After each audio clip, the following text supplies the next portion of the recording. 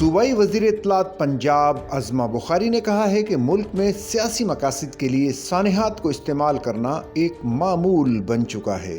وزیر اعلیٰ پنجاب مریم نواز نے حال ہی میں میو اسپتال کا دورہ کیا اور وہاں صحت کی سہولیات کا جائزہ لیا۔ پنجاب اسمبلی میں پریس کانفرنس کرتے ہوئے عظمہ بخاری نے میو اسپتال میں غلط انجیکشن لگنے کے باعث 2 مریضوں کی وفات پر دکھ کا اظہار کیا۔ وزیر اعلیٰ نے ایم ایس سے سوال کیا کہ باہر سے ادویات کیوں خریدنا پڑ رہی ہیں جبکہ میو اسپتال میں 1 ارب 33 کروڑ روپے کے فنڈز موجود ہیں۔